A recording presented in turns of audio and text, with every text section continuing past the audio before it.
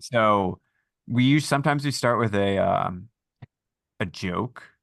Does anyone have a good joke apropos to the current topic? It doesn't even, I mean, it can be about farming in general, but it's nice when it's apropos to the topic. I mean, if Michael came without a joke, I'm going to be very disappointed. I'm waiting to see if Mike has a good one because we've had some good ones from farmers lately. That's I'm true. coming up with nothing. Not a farming joke in sight. With that, welcome to Field Notes. I'm just kidding. No one has a joke. Mm-mm. I'm not a very funny guy, so Uh, I knew that I'm just about you, funny Jason, but looking. now it's really coming into focus. I've got one that's stupid. It's not really about farming. I mean, it kind of is. Okay. Well, we can just Um, start and not have a joke. I'm fine with that. Okay. Uh, Michael, do you want to do the introduction and I can do the first question? I can introduce, yeah. Okay. Go for it.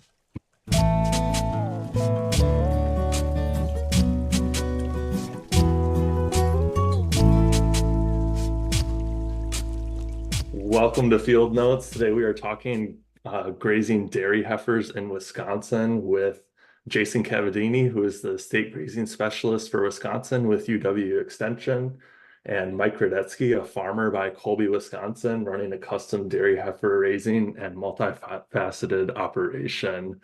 Jason, Mike, great to have you guys on. Looking forward to the conversation. And without further ado, maybe we'll just kind of jump right into things here. So there's kind of a lot of talk about grazing. We've covered it a few different times on the podcast, but you really don't have to look very far in Wisconsin to see that there's not a whole lot of grazing happening on dairy operations. And so maybe I'll volley that to Jason to start out. So why is that the case?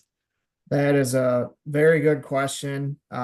Something that we've been focusing more on lately as we've been conducting grazing programming around the state and talking to dairy farmers about how grazing can fit into the operation. We've kind of had to pump the brakes a little bit on that because we've been successful in drumming up interest around grazing dairy heifers, but we haven't been as successful convincing current dairy farmers that it's a practice that they should consider. So we've kind of a little bit gone back to the beginning and started asking questions. Why aren't more people choosing grazing, and trying to identify what some of those reasons are and which ones are consistent from farm to farm. And it's a really complicated thing. And I think we'll probably maybe unearth some more of those in this conversation.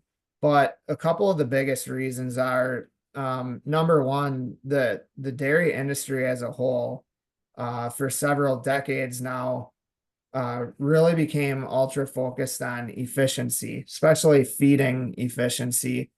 And with that focus, grazing just fell out of favor over time. And really what grazing is working with biological systems kind of in their natural state and figuring out how to manage them the way they are.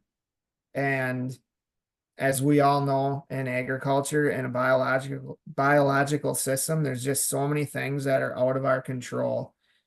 And so it's hard to really ultra focus on efficiency when there's all these things that are out of your control. So people have just gone away from grazing and moved toward building confinement operations where there's just a lot more things in our control. So that's really what's at the heart of it. But as we've talked more about grazing, what we've realized, one of the greatest barriers to adoption, that's the term we use for basically, that's the fancy way of saying why people don't choose grazing, is because they primarily don't understand the kind of grazing that we're talking about. So when we talk about really well managed grazing, there's a lot of people who what they picture in their mind is not that. It's some other previous experience they have with it, what their neighbor does, a poor example of it somewhere down the road, or the lot that they had behind their barn as a kid, something like that. And so a lot of people have an idea of what grazing is that doesn't really match the kind of grazing we're talking about. Yeah, that's great. I think that does a great job like capturing what I see and what a lot of people see when we're going around the state for programming and things like that. So we also have on the episode today with us Mike. So hi Mike, welcome. Maybe if you would just want to start like introduce yourself and your farm a little bit more, and then maybe just discuss, you integrate grazing quite a bit on your farm, right? So maybe just discuss why you choose to do that. Yeah, sure. I'm Mike Redetzke. I custom raise dairy heifers year round. We are in western Marathon County, Wisconsin, near Colby. We got a capacity for about 200 head of dairy heifers. We get them right off of milk weaned calves, and we raise them out until they're springing heifers, so just prior to calving.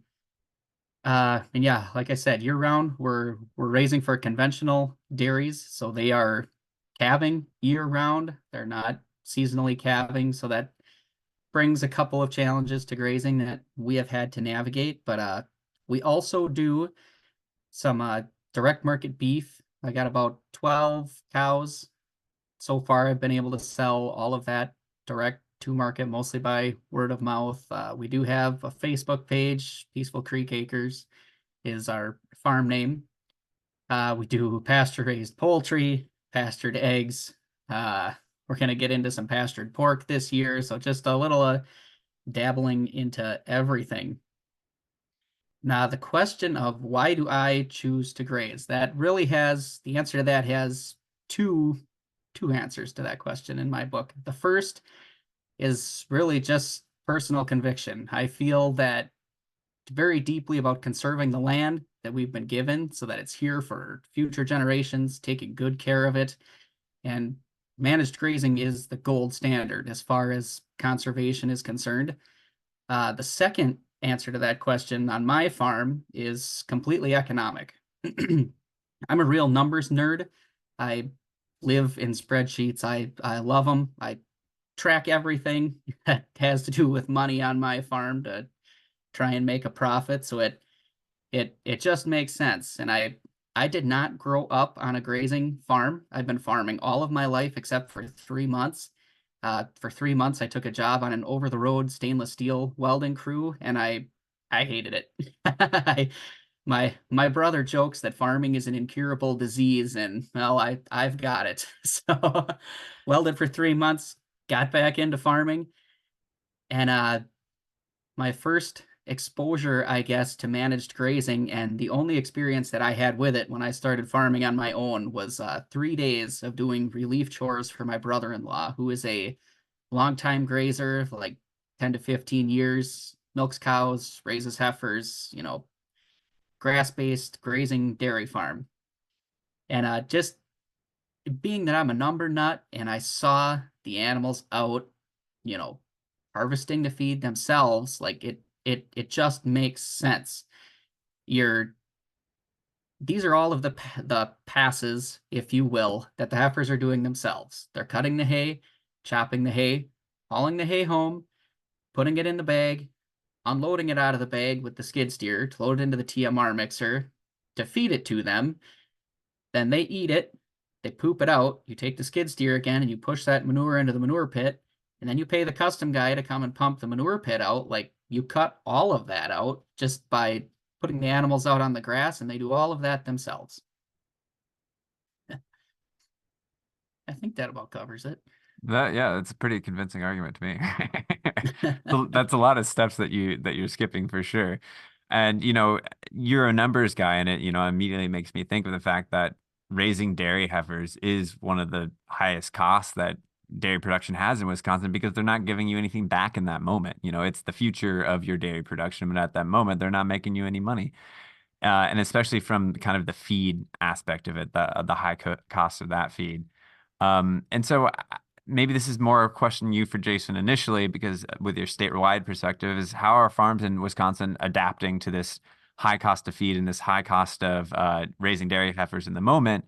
And like, is this the opportunity because of this high cost to integrate grazing as a solution? So the last time that we really took a deep dive into what farmers are spending to raise a dairy heifer. Back in 2017, it was like the average in the state was like $2.55 per head per day it was costing to raise a dairy heifer. Well, it hasn't only gone up since then, it's skyrocketed since then, and it hasn't really slowed down. And so last year, I was shocked to hear there were farmers paying $3.15 per head per day. And now people would be happy to pay that because it's continued going up since then. And I think what you'll hear from Mike is this is no different than the conversation about the price of food in the grocery store. Like, we're always appalled when it goes up, but then really when you like dig into it, you find out it's probably just becoming more close to what it should be. And I think that's what you'll find if you really allow Mike to nerd out on his economic values and he tells you like why he charges what he does, like that's just the cost of raising these animals. So we know that the cost of raising dairy heifers is continuing to go higher and higher. There's many things playing into that. Now there's the fact that there's like a shortage of dairy heifers that's even contributing to this as well. But the greatest portion of that cost of raising a dairy, so just to take one quick step back, raising dairy heifers is probably one of the top 2 or 3 costs for any dairy farm outside of labor. Of dairy heifers, the greatest portion of that cost is feed. It's like 55 to 57% of that cost. And so if you look at this dairy industry that's really been hyper focused on efficiency for years, they've pretty much trimmed as much fat, if you will, from their operation as they can. Like, there's just not a lot of other opportunities for them to improve that profit margin. And dairy heifers might be the one remaining like glaring opportunity if they could. And that's why we talk so much about like kick those animals outside. And that's not a good way to say it because that sounds very much like it's an afterthought, like just kick them outside and see how they do. But take those animals outside for 6 months and reduce that cost of feed when you have the opportunity to. And that may be one of the greatest costs to improve profit margin on a dairy farm. And a lot of these dairies, especially the larger dairies, they're sending them out west, which is typically it's been the cheap way to go. And I mean, this is not my specialty, but I know that those costs are rising. How do those costs compare to kind of, what Mike is doing in raising his dairy heifers out on grass for so much of the season versus, all of the cost to ship them all the way out there, feed them out there, and then bring them back.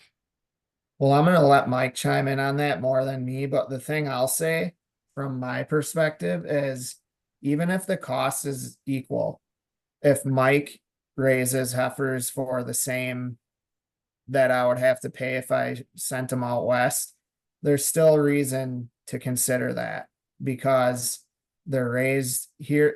If you just look at the conditions that they're raised on and compare those Western, I mean, most of the time it's going to be like a dry lot or something like that. So the farmers are happy that those animals are off concrete for a while, but they're not on a well-managed pasture. And it's also becoming more expensive for them to feed them out west because of the ongoing environmental conditions. They're in a weather trend that's not really favorable for growing good forages. And normally the cost for having animals raised out west also does not include the cost of trucking, which is a significant cost as well. And then the last thing is a lot of farmers, as we've had these conversations, do place a value in being able to physically see those heifers sometimes. Like when you just put them on a truck and they disappear to Nebraska until the day they come back, you're putting a lot of faith in those growers out there without ever being able to lay your eyes on it to see how it's going. So, Mike, why don't you elaborate on that maybe? Yeah, I'll chime in a little. I guess I'm going to cite, there's a local farmer here that Jason and I both know pretty well that has his heifers raised out west. And what he pays per head per day is less than what I'm charging. However, Jason mentioned trucking. From what he tells us, that has went just nuts in the last few years. So if you add the cost of trucking in, you know, basically average it out with your per head per day rate, then he's a fair bit over what I'm charging, and he's having trouble even finding trucks to put his animals on. So you have to figure that trucking two ways into the picture. If you don't, the feedlots out west are beating me. If you do, I'm beating them. That's really the factor, the distance to the market, if you will, in that. And I think that's a good way of looking at it is because we need to capture all of the costs associated with certain operations in order to really truly compare them. If we're only capturing the cost of feed for a confinement operation and not the cost of the building, the cost of the manure hauling, all these other associated costs that you don't have when you're out grazing, to the same extent at least, that we're not doing a true comparison and we're not really digging into the financials of it to see which one do you end out on top of. And so that trucking aspect, adding that in, making sure that you're really truly capturing your costs are pretty dang important.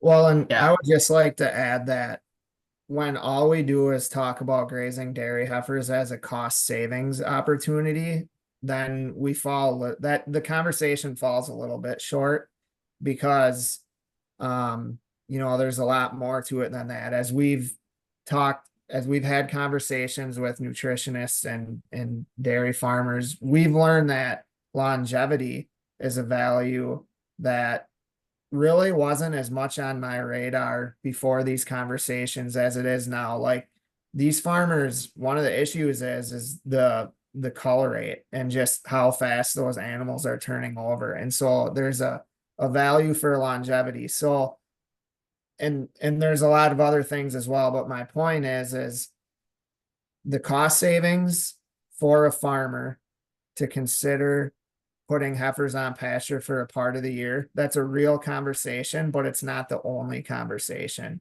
And so if a farmer is able to if a dairy farmer finds a custom heifer raiser in the neighborhood who's grazing and there's no cost difference there, I think there's still reasons for that farmer to consider doing it. And that's, we don't even have enough time to even go into all the data, but we have a growing body of data supporting raising dairy heifers on pasture and how well those animals do once they hit the milking herd. So there's value there as well.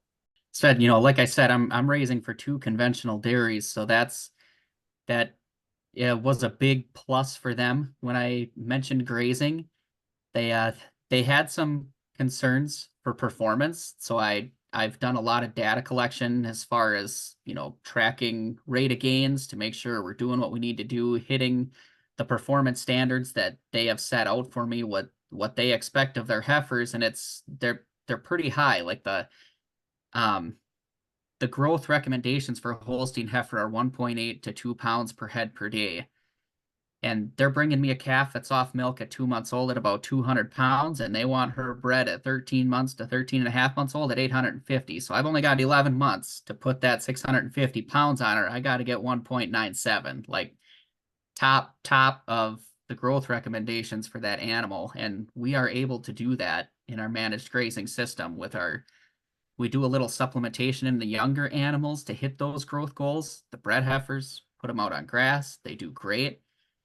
And the biggest thing these farms were excited about was those health benefits, like what Jason was saying. They're, once they leave my farm, they're going back into, both farms have robotic milking facilities. They're both conventional. They will be on concrete the rest of their lives.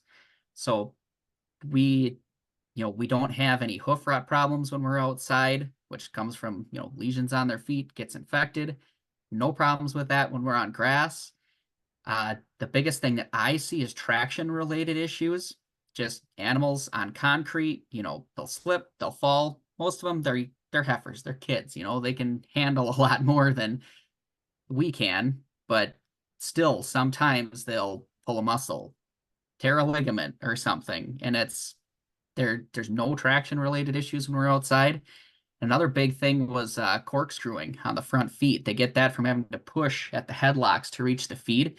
Their front toes will kind of start growing and curling together. They call it corkscrewing. And when the toes get long like that, their feet naturally roll back, like you're walking on your ankles because their toes are too long. And when that starts to happen, it actually changes the bone structure in their ankle and in their leg, and there's no reversing that. So if you can reduce that, that's another key to longevity. Hoof health in a conventional setup is, you have to have that. If you have a cow that doesn't have good feet, she's worthless. So if you have a heifer that's corkscrewed and her front legs are screwed up before she even starts milking, that's a big deal to reduce that to the guys that I work with. Yeah, I definitely appreciate that conversation on like performance concerns in that aspect, because that is something that I've seen come up before too. You started introducing it a little bit, and I want to drill down and do it a little bit more. So you're working right now with a couple of more conventional dairy producers, it sounds like, to help raise their heifers for them. And also want to just add in really quick here as an aside, we're talking about all these benefits like performance and cost savings and things like that. But I do want to jump back quick to what Mike had talked about with the conservation benefit of grazing and like increasing grazing acres and things like that, because there's like an asset there too. So like in your situation, how do people get started grazing heifers with someone like you? Or, what would be some steps for a farm to start grazing heifers like on their own farm? Maybe we can just start diving into that a little bit. Like, what are some practical steps or like helpful tips for people that would consider getting started into this? I think the easiest place to start is going to be with a group of pregnant heifers. Like I said, they do awesome on grass and nothing else. They're going to be fairly forgiving if you're not managing your pastures right. After you get a heifer pregnant, provided she's the size she needs to be when she gets bred, they're kind of just, I don't want to say coasting. That's not really the right word, but you don't really have to maximize those gains like you do to get them to breeding age. It's just a lot easier to take care of. They're bigger. They can eat more. Dry matter intake is up, so they can eat enough grass to get what they need. Start there for sure. And then just tech support is going to be big. Depending on where you're at, that might look a little different. Here in Marathon County, we've got awesome resources for grazers. We have a county grazing specialist, I guess, that works for Marathon County.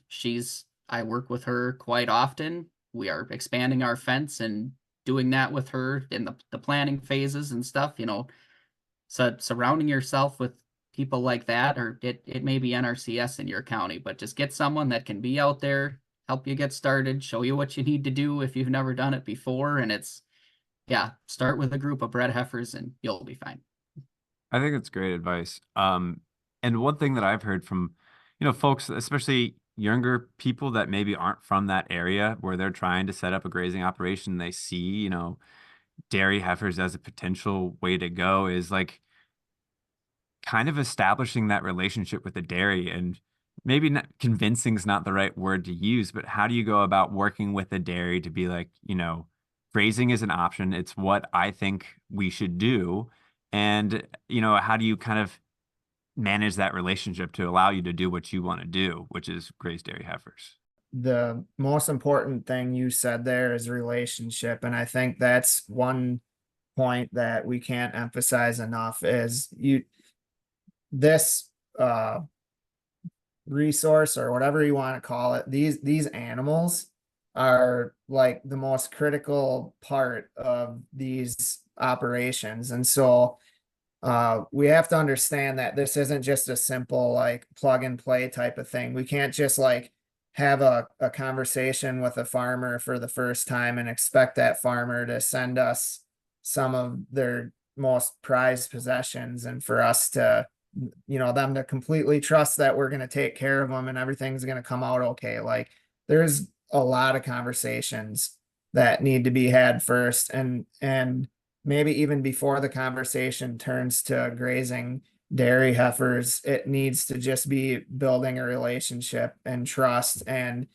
somehow proving to that farmer that you know how to do this. And I've done a little bit of grazing dairy heifers in the past on my operation. I can tell you that it took a lot of conversations to even get to that point with the farmer to build up trust, to show that I know a little bit about something, then to have conversations with that farmer's nutritionist. There's just a lot of layers to it. So it isn't easy, but really building any enterprise on any agricultural operation isn't easy. You have to come to a point where you're determined to make this work, and then you do what it takes. And the first step in that is building the relationship with the farmer.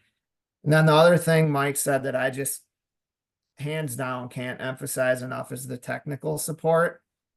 Grazing is unlike a lot of other agricultural practices. Like, you just can't open up a cookbook and find the recipe and make it work. There's so much nuance to it.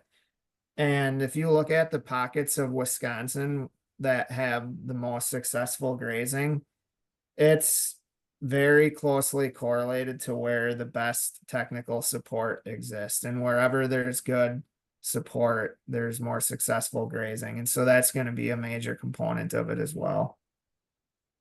Yeah, I would add to that and speak to the dairy farmers, and that is just, think about how you're running your current operation now. What do you do with your nutritionist? He's probably out on the farm a couple of times a month talking over what you need to do, what changes you need to make, what concerns you have. The same with your agronomist. He's probably out in the spring talking about what seed you need to plant, and in the summer scouting fields, and we've got weeds. What do we do here? How do we manage this situation? It's no different with grazing. There are people out there to do exactly the same thing as your agronomist, your nutritionist, your vet. Like, farming is really a team sport, and just having someone on the team to walk with you through that is really important.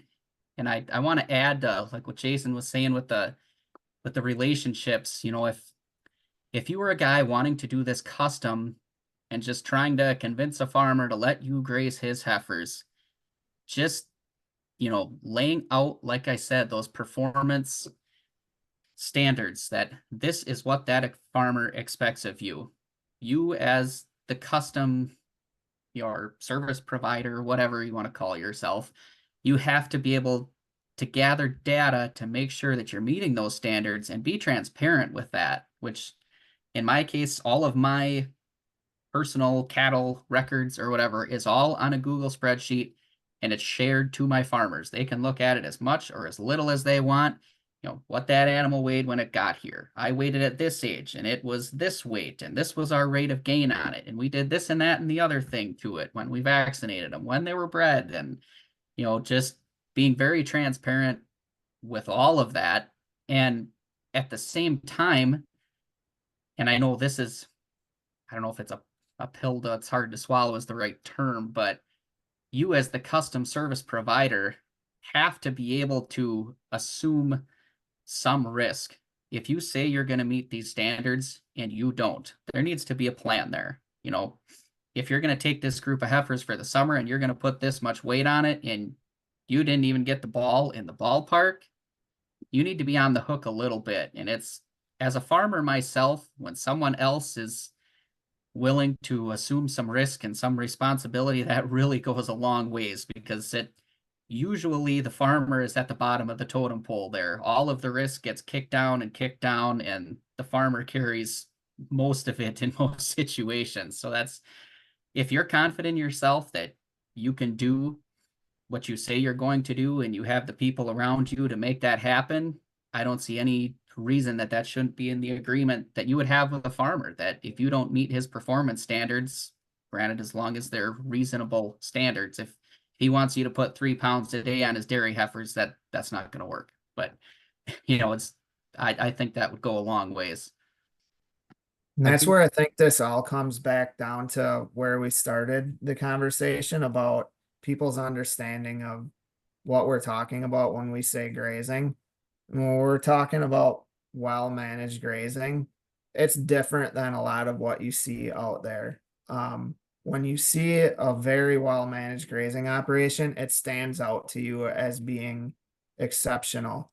And that's really what we're talking about. So really what the starting point for a lot of this is learning how to manage grazing well, how to manage that forage well, and just all the nuance of rotational grazing and how to do it at a high level. And then there was one other thought I had, and this is a little bit of a pivot, but Mike, when you were talking about like a starting point with bred heifers, so I just wanted to mention one thing, like we have to acknowledge the things that are difficult about this as well. And one thing that I've learned from experience that I took for granted at first was I thought you could just take animals, we think, well, they're ruminant animals. They were made to graze, so let's just throw them outside and they're going to do awesome. Well, that's not a hard and fast rule. The smaller the heifer is, the more attention you have to pay to transitioning them over to pasture if they weren't started on pasture. So if they're an animal that's in a free stall and they've been on a mixed ration and you're going to send them out to pasture the second week of May, you need to do some things to transition them over from TMR to pasture. Now, it's not hard, but it's just something that if you totally ignore it, they may fall apart for a while. So that's something to think about. The larger the animal is, the more forgiving they are. I would say if they're bred heifers, you might not have to do anything to transition them over. Then the other thing is these animals haven't been bred for grazing for a long time. They've been bred for being under a roof, standing on concrete. And so the other part of it is they actually need to learn how to graze. They have to learn how the system works. They have to learn that wire hurts if they touch it. They have to learn that they can't just run wherever they darn well please. So you have to be intentional about training them to the system. And some of them, it takes them a while to even learn how to graze efficiently. And it always works better if there's a couple animals in the group that have done it before. They show everyone else the ropes. So just a few other things as an aside, but Yeah, that's for sure. When you first put a group out in the spring, there's a handful of them always that'll stand in the corner of the fence crying, wanting you to come and feed them when there's all kinds of green grass there. And some of them it takes 3 days, but they do all figure it out. And you've got a really good point about the bigger the animal, the more forgiving it is. And what I'll add to that is just how they behave inside of a fence. Think about heifers as children. If you'd put a 7-year-old out on a playground, they're going to run around and be crazy and have all the energy in the world. And if you take a teenager and do the same thing, they're a little more mild temper. It's not quite an old cow, but there's a big difference between how a bred heifer behaves inside of a fence and how, say an 8-month-old heifer behaves inside of a fence. The big ones are way more forgiving, at least for the first few weeks until they do all figure it out eventually. It's just the bigger ones figure it out faster. Those are all great points. And I think we've covered a lot here. And one thing that I kind of want to wrap things up with is, Mike, I want you to like really bring us back into your personal experience as like when you were first starting out with this, like what was the thing that you did? You share these Google sheets with of all of the data that you have with the farmers, which I think is excellent, so that they can really see how things are going. I think that transparency of data is awesome. But what was it that, cemented, I think, the farmers' trust in you to be able to do what you're doing? Did you start off with a beef herd and you brought them out to their operation and we're like, here's what I'm doing, here's the grazing, here's how I can raise your heifers? Or what was it that was that a kind of initial, way of being able to persuade them? Well, we kind of stumbled our way into heifer raising, actually. When we first bought the farm, the plan was to finish out Holstein steers. So we bought a bunch of cattle and had that. And my first custom heifer raising client was my brother, which probably helps. So family, you just have more trust in them than anyone else. And then after that, yeah, we just bring the farmer out, show them all around, all of our buildings, our whole setup. This is what we do. This is how we do it. This is the performance that we're getting. And that seemed to be sufficient for them. But Great. Well, I think we got some great stuff here. Before we kind of wrap things up and put a big bow on it, do you guys have any last things to add or thoughts that are still lingering that we want to include now? No, the only other thing I had written down that I wanted to share at some point, and I'll make it super quick, but you touched on it earlier, Michael, just talking about the environmental considerations for this whole conversation. And we didn't spend a whole lot of time talking about that, but there's this program called Smartscape. You can look it up in the university, and it's a modeling program that shows you how different management practices have an impact on the land. So in Marathon County here, there's a pilot watershed project. It's the Fenwood Creek watershed, and they're really focused on reducing the phosphorus load in the Fenwood Creek and they have a really high goal for cutting it in more than half. And if you run the Smartscape program and look at all the land that's being managed as agricultural land, there's no way to achieve those phosphorus goals that have been set with just no-till and cover crops. There has to be something a lot more drastic, a lot more of a drastic change to the landscape. Well, it happens to be that we still have some of the highest concentrations of dairy farms in the world in that area. So it just makes sense to whatever our solution for that phosphorus issue is going to be, that livestock agriculture is used to address it. And so well-managed grazing seems to be the solution that just keeps rising to the top for how to solve that issue. So Awesome. Well, Jason and Mike, we really appreciate you chatting with us today. yeah, thanks for having us. yeah, it was fun. Thanks.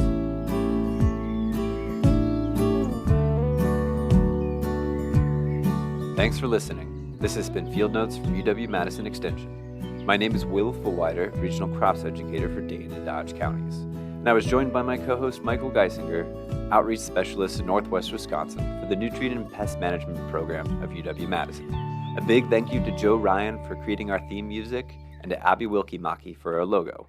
If you have any questions about anything you've heard today or about your farming practices in general, reach out to the Extension Agriculture Educators serving your region.